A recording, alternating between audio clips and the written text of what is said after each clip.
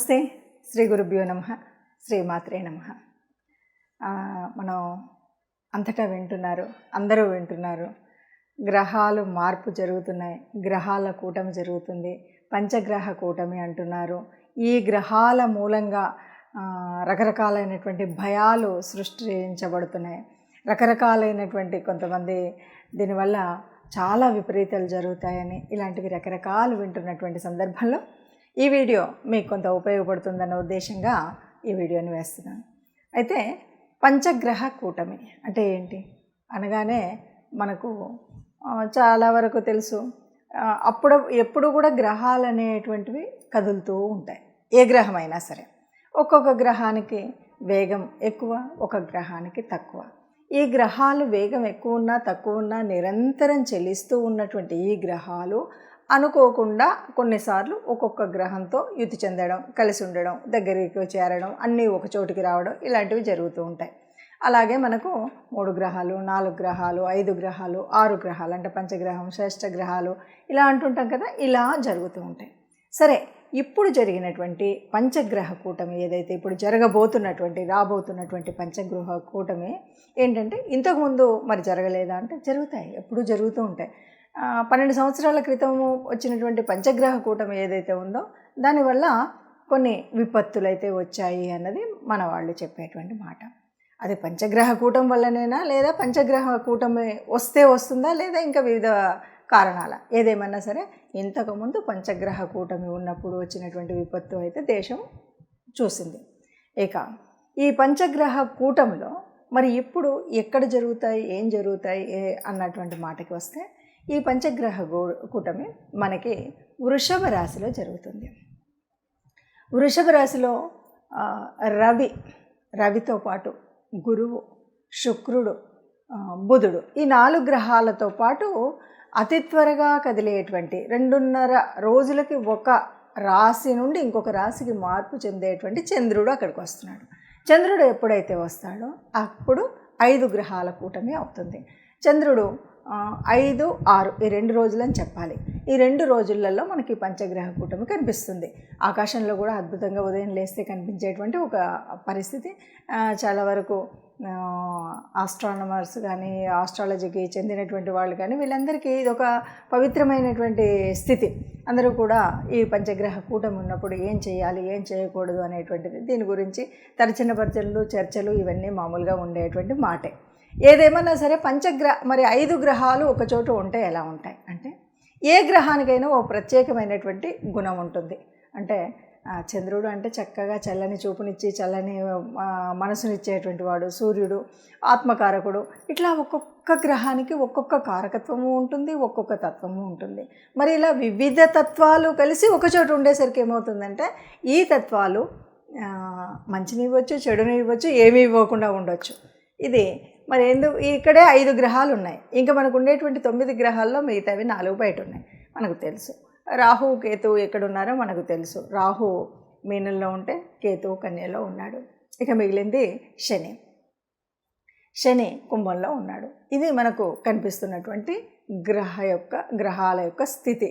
ఇది ఎప్పుడు వస్తుంది అంటే జూన్ 5, 6 తారీఖులలో కనిపిస్తుంది. మరి ఒక్కరోజు 2 రోజులు ఉండేటువంటి దాని గురించి ఇంత వీడియో అవసరమా, లేకపోతే ఇంతమంది చెప్పడం అవసరమా, ఇంతమంది వేద పండితులు, ఇంతమంది జ్యోతిష్యులు మాట్లాడడం అవసరమా అంటే ఎలా ఉంటుంది అంటే దీని యొక్క ప్రభావం తక్కువలో తక్కువ అంటే ఇప్పుడు మనం చేసేటువంటి ఒక పని మంచి కానీ చెడు కానీ ఆ రోజు కనుక మనం చేసినట్టయితే ఆ పని యొక్క ప్రభావం దాదాపుగా కొన్ని చిన్న పనులు అయితే దాని ప్రభావం వల్ల ఒక 40 రోజులు ఉంటుంది. 1 సంవత్సర కాలమైనా దాని యొక్క చెడు ఎఫెక్ట్ ఉంటుంది. ఏదైనా మనం తెలియకుండా మన కర్మకాలి కొన్ని చెడు పద్ధతుల్లోకి కనుక పడినట్టయితే ఇది ఒక పుష్కర కాలం, ఈ కష్టం అనేటువంటిది మనకు కనిపిస్తుంది. అందుకోసం ఈ 12 గ్రహాలకు 12 యొక్క రాశులకు మరి ఎలా ఉంటుంది ఏంటి అన్న విషయాన్ని మనం తెలుసుకోవాల్సినటువంటి పరిస్థితి ఉంటుంది.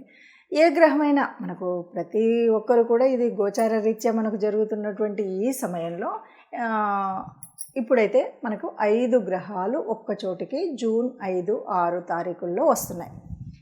ఇలా వచ్చినప్పుడు అంటే అందులో అస్తంగత్వం చెందడం, ఎందుకంటే అన్నీ దగ్గరగా వచ్చాయి. అన్నీ దగ్గరగా వచ్చేసరికి ఏమవుతుంది, ఏ రాశి దాన్ని ఏ గ్రహము కూడా దాని యొక్క ప్రభావాన్ని పూర్తిగా చూపెట్టేటువంటి పరిస్థితి ఉండదు. మరి ఇలాంటప్పుడు ఎట్లా ఉంటుంది అన్నది ఒక్కొక్క రాశికి మనం విడివిడిగా చెప్పుకుందాం. మేషరాశి. మేషరాశి వారికి పంచగ్రహ కూటమి వల్ల ఎలా ఉంటుంది అంటే, పంచగ్రహ కూటమి మేషరాశి వారికి ద్వితీయంలో ఉంది. కానీ ఈ రాశి వారికి ముఖ్యంగా చెప్పాలి అంటే, ఎందుకంటే పంచగ్రహ కూటమి వల్ల లబ్ధి పొందేటువంటి రాశులు కొన్ని ఉన్నాయి. ఆ రాశులలో మనకి మేషరాశి అనేటువంటి దానికి వచ్చేసరికి లాభంలోనే ఉంటుంది అని చెప్పొచ్చు. కాకపోతే ఇక్కడ వీరేంటంటే పెట్టేటువంటి ఖర్చులు కానీ ఇవన్నీ కూడా కొద్దిగా అదుపులో పెట్టుకోవడం అనేటువంటి ఆలోచన ఉండాలి.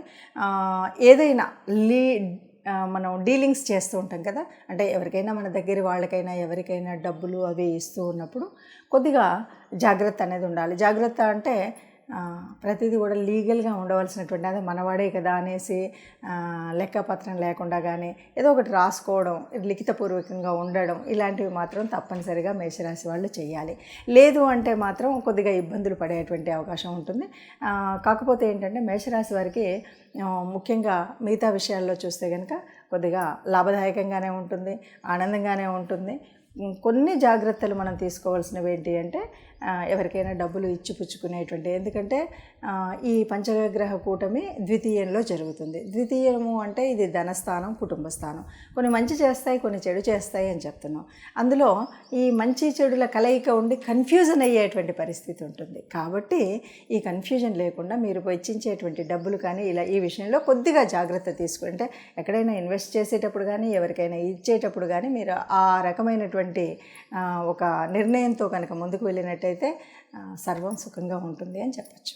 ఇది మనం మామూలుగా మన యొక్క మనుషులకు సంబంధించినటువంటి విషయం. ఇంతే కాదు, ఇలా పంచగ్రహ కూటమి జరిగినప్పుడు దేశానికి, విశ్వానికి కూడా మంచి చెడు అనేటువంటి జరుగుతుంది. ప్రత్యేకించి మరి మన భారతదేశానికి అనగానే ఈ దేశం వరకు మనం చూసుకున్నట్టయితే అనుకోని మార్పులు, ముఖ్యంగా రాజకీయంగా అంటే ప్రభుత్వానికి సంబంధించింది. పూర్వకాలం అయితే రాజులు వాళ్ళకి సంబంధించినటువంటిది, దేశాన్ని పరిపాలించే వాళ్ళ గురించి అనేటువంటిది ఉంటుంది. ఆ పరిపాలనా విధానంలో పెద్ద మార్పులు, పెను మార్పులు జరిగేటువంటి అవకాశం అయితే మనకు ఈ పంచగ్రహ కూటమి మూలంగా జరిగేటువంటి అవకాశం ఉంటుంది. అది మంచా చెడా అంటే మార్పు అయితే జరుగుతుంది. ఆ మార్పు వల్ల వ్యతిరేకత రావచ్చు, అనుకూలత రావచ్చు, ఏదైనా సరే దేశానికి మాత్రం ఒక పెను మార్పు జరిగేటువంటి అవకాశం అయితే ఉంటుంది అని చెప్పచ్చు. ఇది మనకు ఇంట్రోలో వచ్చింది. 5 నిమిషాలు వచ్చింది కదా మొత్తం. సో ఇప్పుడు ఎండింగ్.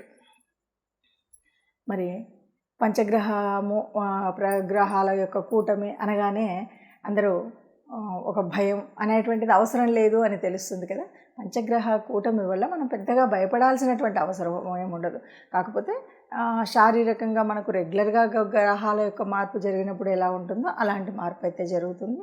ఒకటి ఏంటి అంటే, ఇప్పుడు ఈ సమయంలో ఈ పంచగ్రహ కూటానికి కొద్దిగా ఎక్కువగా చెప్పుకోవడం వల్ల ఏంటంటే, ఇది ఈ సంవత్సరము కొద్దిగా మనకెప్పుడు ఈ సంవత్సర కాలమే ప్రారంభమైనప్పటి నుండి కూడా ఇది కొంచెం కోపాలకి, తగాదాలకి, గొడవలకు ఎక్కువగా అవకాశం ఉండే సంవత్సరం అని చెప్పుకున్నాం. క్రోధినామ సంవత్సరం అని పేరు ఉండడం వల్ల. రెండవది, ఈ సంవత్సర ప్రారంభం మంగళవారం రోజు జరిగింది. మంగళవారానికి అధిపతి కుజుడు, మంగళుడు. కుజుడు కూడా ఏమంటే చాలు కోపంతో గబగబా ముందుకు లేస్తూ ఉంటాడు. కోపంతో ఎవడి మీదకైనా పైకి వెళ్ళడానికి ఉంటుంది.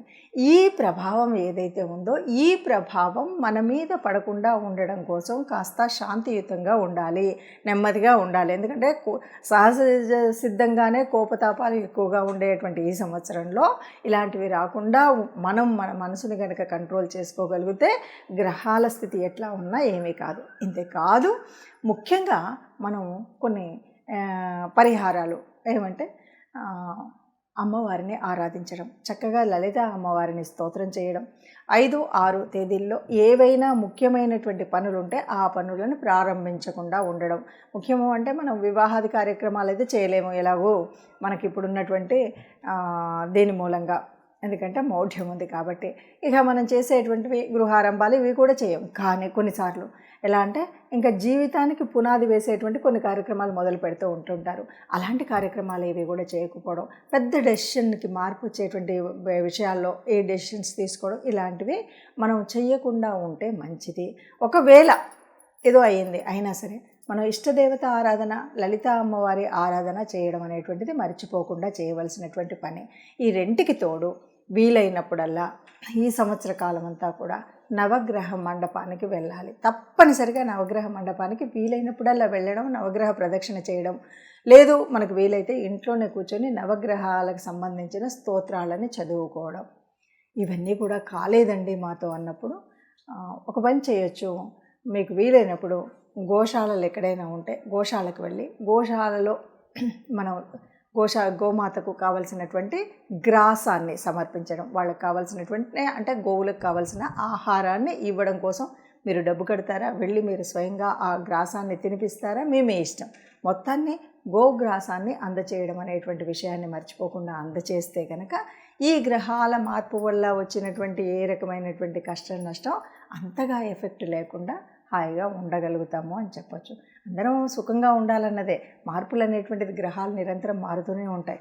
కానీ పుట్టినటువంటి మనం సుఖంగా సంతోషంగా ఉండాలి అన్నది అందరికీ ఆలోచన. అందరం సుఖంగా ఉండాలి, అందులో మనం ఉండాలి. నమస్తే. సర్వే జనా సుఖినో భవంతు.